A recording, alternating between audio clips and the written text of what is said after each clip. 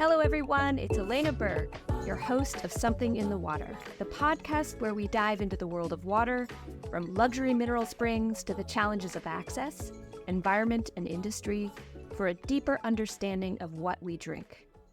I'm wondering if you even know how much water you drank today. Do you know where it came from? Do you know what's inside it, apart from the hydrogens and the one oxygen? Well, if you don't, you're like most people, including myself, for about the first 90% of my life. My name's Elena Berg, and I'm a water sommelier. Over the last 4 years, I've been working with my academic colleagues and fellow water enthusiasts to learn more about our Earth's freshwater sources. I've been really digging into the mineral water industry to try to understand the people behind the brands and the environmental impacts of single-use plastic and other materials that we use. I've been doing water tastings with different groups of people as well to spread the word about water and its sources and the importance of protecting our Earth's precious freshwater sources. So now, several years later, I thought it was time to spread the word even further and in a brand new way for me. So podcasting is this exciting new world that I think is a really wonderful way to communicate with people from all over the place. And that's why I'm starting this show, Something in the Water, to begin a discussion with you about water and the water that we drink. Despite our lives depending on it, most of us don't spend too much time thinking about it. We don't really ask the important questions that come with it, like why should you care about water? What choices should you make about the water that you drink? Why do we even need to drink water in the first place? From an environmental perspective, is all bottled water bad? What should our various nations be doing to protect tap water and to build that infrastructure? How do we move forward when public trust in the tap is broken? Should we be putting water into a bottle of any kind ever?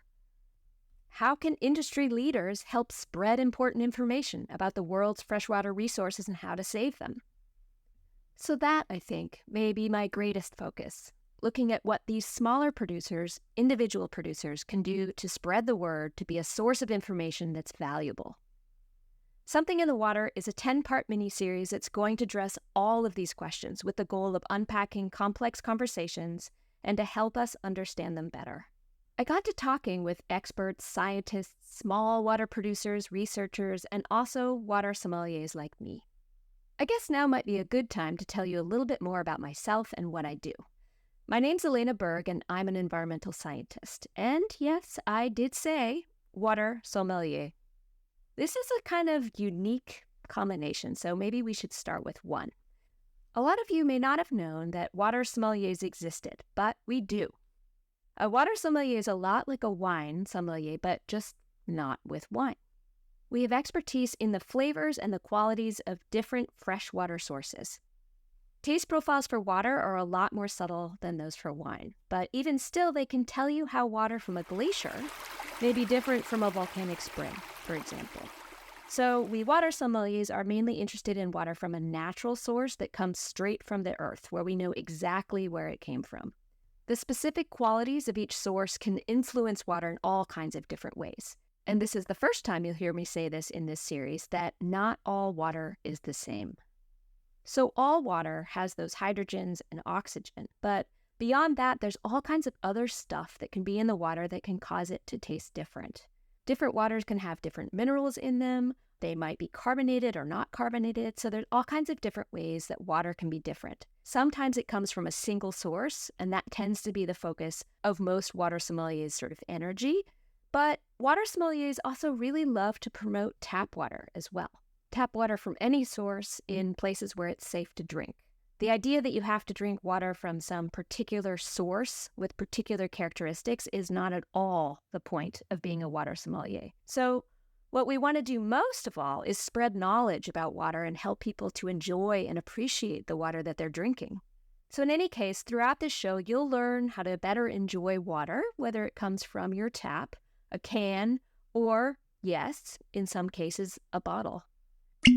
Okay, I know what you're thinking. It's already 2024. We have like 6 more years to save the planet.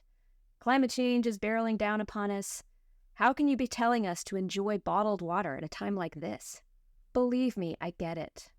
Another thing I should probably tell you about myself is that I'm actually an environmental science professor at the American University of Paris. Long before entering the water world, I spent many decades of my life conducting research on animal social behavior. So a totally different world, both in the wild and in the lab. I've worked with monkeys in Barbados, I've worked with lemurs in Madagascar, a bunch of different species of birds all over the world, including the deserts of Israel, the tropical dry forests of Costa Rica. I've worked in the desert highlands of northern Mexico. Most recently, my students and I have been working with beetles in my small lab here in Paris. So I've switched gears to working on lab systems where it's a lot easier to collect data and where I can ask really interesting questions about how animals might be adapting to the many global changes that are happening right now. And because you can never have too much fun, I'm actually also building a small marine lab with a colleague of mine to look at how marine organisms are functioning and potentially how they also might be responding to climate change. So maybe I'll make another podcast about all of that next, but the important bit is that my science background actually was this launching pad for my exploration into the whole world of fine bottled waters. And I've been interested in those environmental questions all along. So I recognize that the big companies like Coca-Cola or Nestle might have an important role to play in bringing water to some people that wouldn't otherwise have access. And that can be an important role to play. But for the most part, I will not be defending their actions on this show. In my environmental science class, we were discussing the bottled water industry and why single-use plastic was so problematic. And as part of that discussion, I asked my students to do a blind taste test of popular bottled water to see whether they could tell the difference between the different kinds of water. And this led me down this whole rabbit hole that I'm still exploring today. So the important thing to know here is that I first came to the world of fine water as a skeptic, unconvinced that there was really any place for bottled water on this planet. My first experiments with my students were essentially to show them that they could not tell the difference between tap water and all these other waters. But I've realized that, well, like I've said already, that not all bottled water is the same. And this actually took me by surprise. I wasn't really thinking about that. It turns out that there's a whole world of small companies that are run by these really wonderful nerds who are just gaga about water. And many of these people are putting a lot of time and effort into figuring out how we can keep enjoying different waters while also honoring and protecting our natural resources. So again, this is not what I came into this whole world expecting to find out, but it's where I am today. So we'll spend some time discussing why bottled water has become a symbol to represent anti-environmental behavior. But the bottom line is that whether you bottle water or you grow carrots or you make clothes or teach kids or, yes, produce podcasts like this one, how you make and spend your money has an impact on the planet. And the journey that each of us goes on to reduce that impact will look different depending on who and where we are in this planet. On this podcast, I'll talk to small water producers, or small water farmers, as I like to call them, all across the world, from India to Australia, Austria, South Africa, who bring water from a natural source to the market. We want to discuss sustainability of drinking water in all of their contexts. But before we get into the nitty-gritty of business models and sustainability and origin stories of individual water producers, I think the best place to start with you is the place I started myself. So today we're going to have an introduction to the world of fine water.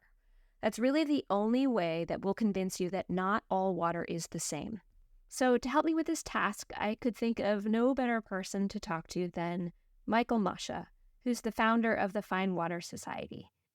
So in case you haven't heard of the Fine Water Society, it's basically a club for mineral water producers and distributors for waters that are unprocessed and bottled right at their source. So Michael also co-runs a water sommelier training program that's called the Fine Water Academy. I had a really lovely conversation with Michael. We discussed why he started the Fine Water Society in the first place and how it's grown over recent years. We talked about different kinds of water, the role that small water producers have in environmental stewardship, and a number of ways that we can turn water into a truly epicurean experience.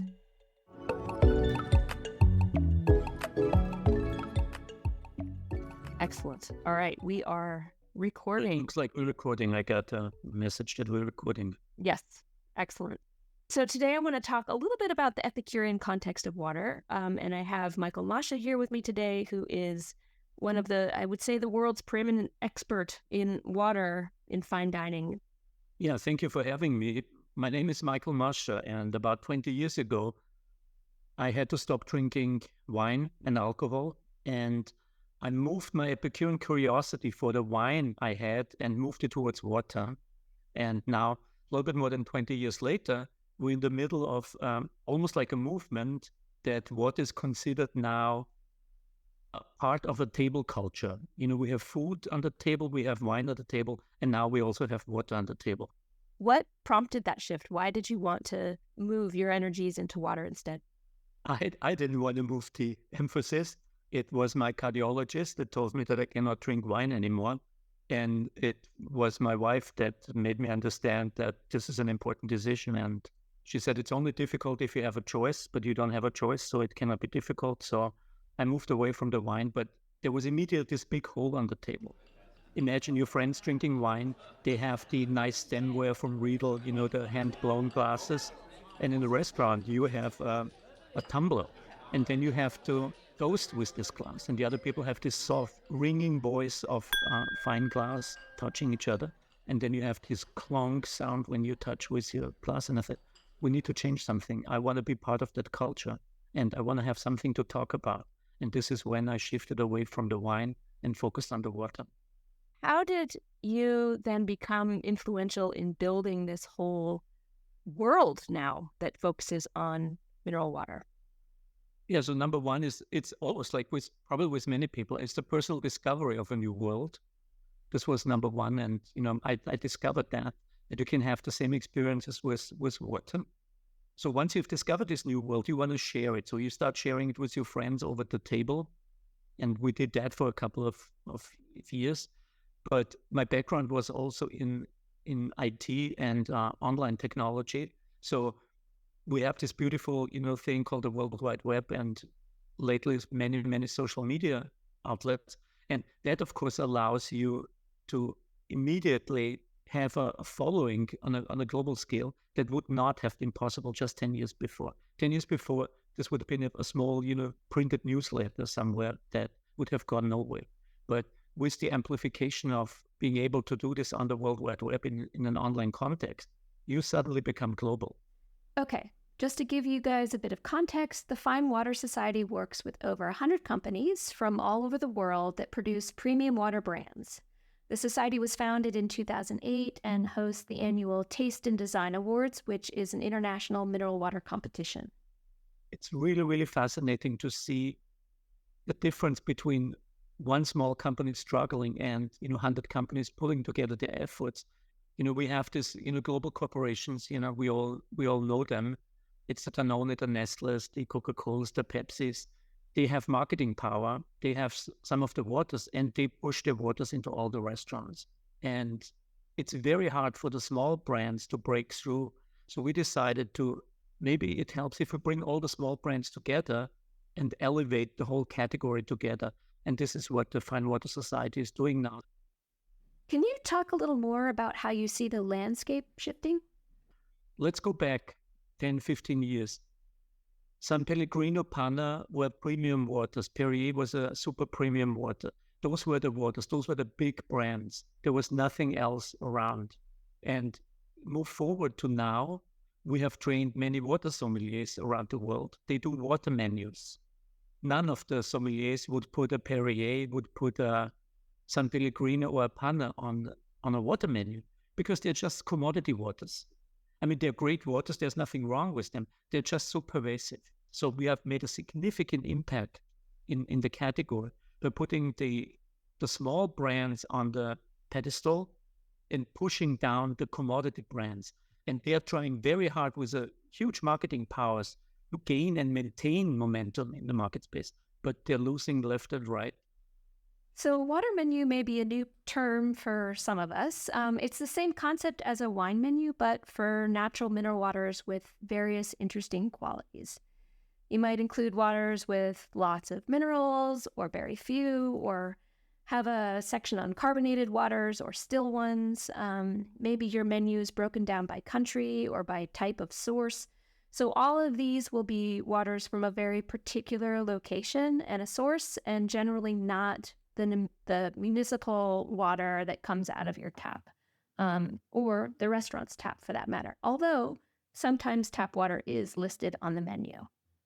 So I think about the Penn and Teller sketch from 2003, right, where they did a whole spoof on the idea of the water sommelier, the idea of a water menu. And now here we are in 2023, and that's no longer a joke, right? That skit doesn't have the same resonance that it did.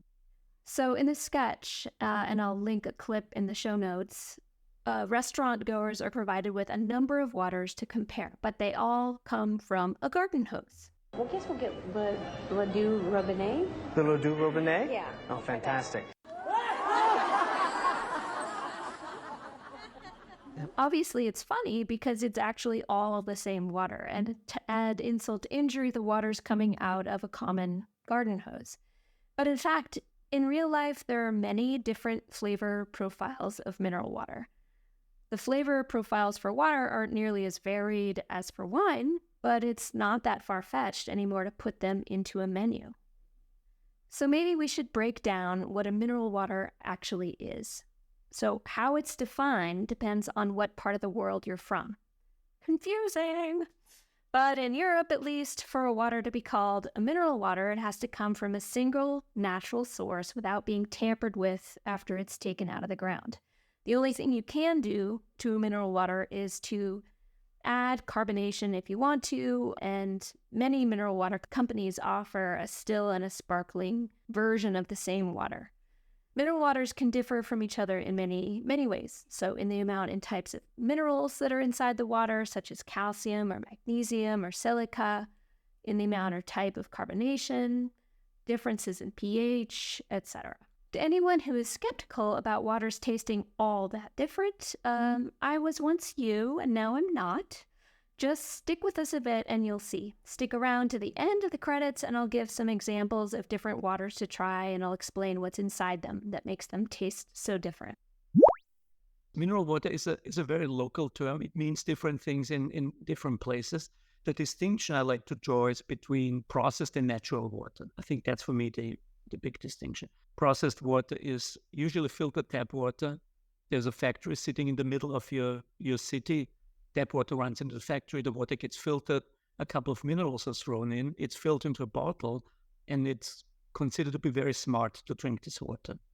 Of course, it's not very smart because you're drinking basically the same tap water that you have in your tap, only that it's filled in a plastic bottle and you're contributing significantly to all the plastic waste. So it's a total wasteful enterprise.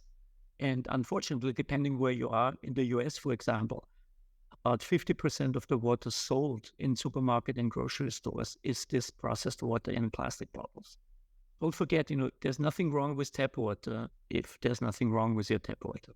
It really depends on your location. There are places where there's something really wrong with your tap water, but hopefully you're already aware of that. Yes, so tap water is a big part of people's lives, just as it should be. Certainly in areas where there's good water, sanitation, and health. In Europe and in the US, for example, most people drink most of their water straight from the tap or maybe using a simple filter. We do have some examples of tap water going really, really wrong and the trust that is lost in that process, and we'll talk more about that in a later episode. But because tap water is so accessible and safe for many of us, the idea of water in a bottle raises alarm bells. And I think we need to pay attention to those alarm bells because they're telling us something about our concern for the environment and what kinds of materials we should be putting into our landfills and our oceans. So one of the reasons why I've gotten really interested in the water world, as you know, is because I come at this from an environmental perspective. Originally, when I started my training, I didn't really understand why water wasn't just water or why anyone would ever want to drink it out of a bottle. I didn't have a lot of education about water or what was in it. And so one of the things I became interested in is everybody I've met in that world, or almost everybody, has a substantial interest in protecting the environment. So do you see a particular role that these individuals can play in helping to increase general knowledge about water, to help people get interested in this problem in general? Because as we know, with global climate change, access to water is going to become increasingly problematic. It's going to become more and more important that people understand what's going on with water and how to address these problems. So do you see a connection between the work you're doing to elevate these small water farmers and some of these global problems that we're all trying to solve? I think what the small water farmers do, what we are doing, we give value to water. And the second we give value to water, we make people realize water is not just water. I give value to the water and I make you think about water. But I cannot do everything for you. I can just make you aware of the problem, but then you have to do something about the problem. And I think that's what we as water sommeliers do. That's what you're doing. What I'm doing is we elevate water away from this commodity that no one thinks about. And we're putting it right in the center of your thought because water is important. To that point, though, even though these producers have a business model that requires them to remove this resource from the ground, their livelihood also depends on keeping that source healthy year after year. So aside from hopefully making money, which for many of them is an uphill battle, they're doing two things. First, the act of putting this water into a special bottle gives symbolic value to that water and sends the message that not all water tastes the same. And second, they're hopefully doing what they can to protect that source and by extension, the ecosystems surrounding the source. We'll delve into the specifics of that when we actually talk to these people in later episodes. But what I want to talk to you about for the remainder of the interview is water in an epicurean context. So how we relate to water aesthetically as part of our dining experience. Is there anything you want to say about kind of what you've discovered about how we perceive different tastes? Taste is very simple. It's the perception we have when we put something in the mouth and we have taste buds. We have about 10,000 taste buds on our tongue. And we have detectors for sweet, salty, sour, bitter, and umami. They're fairly evenly distributed. Just as a side note, the whole idea of the Riedel tongue map is total chunk science. The taste buds are fairly evenly distributed. And this is where taste comes. So taste is the input from our taste buds. And we sometimes use the word interchangeable with the word flavor. But I think flavor is something different. Flavor is not in your food. Flavor is in your brain. Flavor is the computation of the inputs like taste, smell, and mouthfeel in your brain. So this is kind of the narrow and kind of old definition. Gastrophysics is kind of a fairly new discipline, has really expanded the definition of flavor and includes, of course, the taste, the smell, the texture, but also sound, color, vision, shapes, and the atmosphere in which you consume.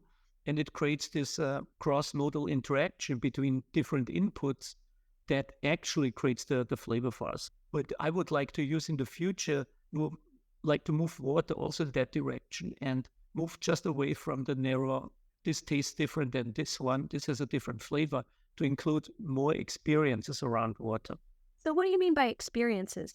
So experiences means that it's not only the taste that you experience with the water. It takes sound, right? When you open a bottle of sparkling water, you have that beautiful sound of the bubbles. And if you hold the bottle very far away from you, don't hear it. So if you see me open a bottle of sparkling water, I hold it very close to my ear and I'm listening to the bubbles. I pour it in the glass and I put the glass closer to my ear and I want to hear the bubbles.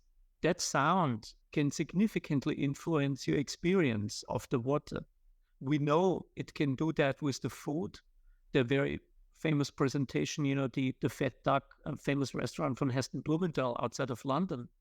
They have a dish which consists of many seafood items that are very artistic, arranged on your plate. And below the plate is a small sound player, and it plays the sound of the ocean while you eat the food. And it was a sensation when it came up because people experienced suddenly that sound has a significant influence on how you experience the food. Your food tastes different. This is the cross-modal influence. You think it tastes different. It tastes the same because the taste influence is the same, but you have a cross-modal influence from the sound And suddenly your experience is very different. And this becoming famous now, and it's called sound seasoning. So chefs now season their food with sound.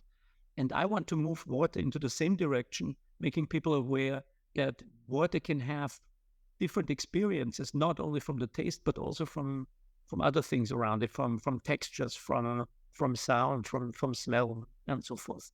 Listening to you talk about this, it brings up an interesting tension to me between the sort of scientific desire to have these blind taste tests and to isolate very particular elements and take all of those other elements away so that you're just thinking about, in this case, I guess it would be, taste without the combination with all the other sensations that might flow into flavor. In the wine world, there's been a similar desire, right, to isolate and create rankings of better and worse flavor profiles to kind of codify exactly what different things should taste like, different flavor profiles. And what that does is it tries to eliminate experience from that ranking system. And what you're saying is that, in fact, all of those experiences are, of course, vital to how we appreciate and understand and integrate memories about the water we're drinking, the wine we're drinking, whatever. Do you have any other examples of how senses other than taste can enhance our experience? Let's quickly run through this. Smell, right? So you think water doesn't smell. Usually it doesn't, but it does, especially if you go into high mineral water. If you drink a Roy or Radensko or something and you hold your nose to it, of course it doesn't smell across the table. You have to hold the glass to your nose. You will have a smell experience. Then we talked about the sound. And now it gets really interesting if you move to color. Does color have taste? Then everyone would say, no, of course color doesn't have taste. But does color influence your taste? Yes, absolutely significantly. There's a famous dish from Chef Youssef in London at Kitchen Theory. You get 3 spoons in front of you. One is white, the other one is brown, one is green, and one is red. And they come in no particular order. And the instruction for the guest is to start with the salty one, then the bitter one, then the sour one, and then the sweet one. And people for the first moment are confused, but 70% of the people get the order right because we associated white with salty, the brown with bitterness, green with sour, and red with sweet. And people using this in the kitchen, but I think we should also be using this with water. You want to make your water experience a little bit more sweeter. Maybe a red bottle would be more useful. I really love this idea, actually, of embracing the way that water and experience are connected. Again, the parallels to wine are clear, right? Where if you taste a wine in a particular vineyard in the right moment of your life, it might taste absolutely delicious. And if you have that exact same wine on a rainy day when you're feeling grumpy, you may have a totally different experience of that wine. So the wine world is a lot more formalized than the water world. They have a whole vocabulary to break down the specific qualities of the wine's taste and all of the different details around that. But we all know that experiences are much harder to define. I wonder if creating a lexicon or vocabulary for water might work the same way as it does for wine or very differently. So there's a classic example of a wine tasting in Spain, tasting Spanish wines, professional water sommeliers. They're sitting on the same table opposite each other, dark black glasses, and they drink blind tasting wine. One group of people has a piece of soft silk cloth in front of them. The other group has some pieces of very fine sandpaper in front of them. And the instruction is, with one hand, touch the material in front of you, with the other hand, taste the wine and do a ratings. Professional wine sommeliers, same thing, same wine. The ratings are very different. The people that touched the velvet ranked the wine much sweeter, that less tannins, more pleasant, and less acidity than the same group of people sitting opposite to them that were touching the sandpaper. They rated it exactly in the opposite way. So the idea that you find words for wine alone, for me, goes out of the door with this thing here, because what are the other components around it? Yeah, I think you bring up an important point, which is that in the wine world, there's a tendency to identify whether a wine is better or worse than another one. And part of that may be all of the steps that go between, planting your vine and having this product at the end. Whereas with water, you're really tasting the raw substance that's come out of the ground. There isn't really any doctoring of that you're supposed to be doing, aside from maybe adding that carbonation.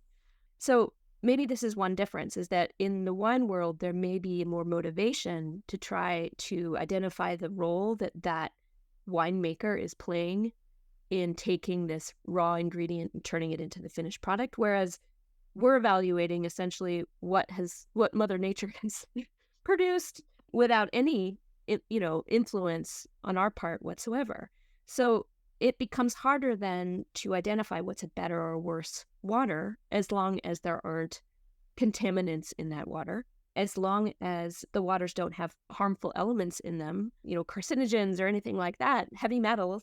They're all equally wonderful. They're just very, very different. So moving to talk more about experience may make more sense, and moving away from this ranking. I think the reason why water sommeliers have done that is to provide that parallel between wine and water. It's useful to say, hey, wine has flavor, so does water. So it's brought water to the table, but actually what we're trying to do with water is really different than what we might be trying to do with wine. And maybe it's okay to carve a really separate path.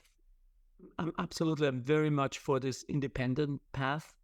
And I think the absolute key is what you said here, is that wine is made and what is given to us. So it's a very different product. I'm very much in favor for carving out our own way. Also because right now we only talked about drinking water, right? But water is a component in so many different things. You remember from the Fine Water Academy, we do experiments with coffee. We do experiments with tea. Guess what? 99% of your tea or your coffee is water. Significant influence on the taste. We worked with mixologists. He made 3 different cocktails, same mixture, just using different waters. Totally different experience with the cocktail. We have seen chocolate made with water instead of milk. Number one, it totally brings out more the chocolate taste. It tastes like chocolate because milk and cream muddle the chocolate taste. Like if you put milk in your coffee, the same idea. Water is a very important component. So water is in many, many different things. Wine, not so much. So I think we need to carve out our own way in how we see water. Yeah, I can see how it's tempting to focus just on the waters themselves and how they're different from each other, rather than considering water as this ingredient in other things and how it can affect the flavors in a recipe. But I really love the attention that you're trying to place on how water can be used to craft an experience, and I hope it at least gets people thinking about water in a slightly different way. I think in the years to come, understanding the value of water in all its dimensions will be really important, because these fine waters come straight from the ground, from natural sources that need to be protected, both for the fun we can have with it, but also in recognition of our most basic human need. So thank you, Michael, for taking the time to talk to us today, and for that shift that you've set off with the Fine Water Society. This was a really thought-provoking conversation for me. It should be intuitive to us that lots of things affect how we taste and perceive flavors. There's a lot of science around this, and gastrophysics is this booming field. But I'm kind of on the fence about whether the water world should go the kind of experience route, or if it should instead focus on developing a formal lexicon like we already have for wine. Would a better vocabulary give more legitimacy to water? Maybe in the end, we need both.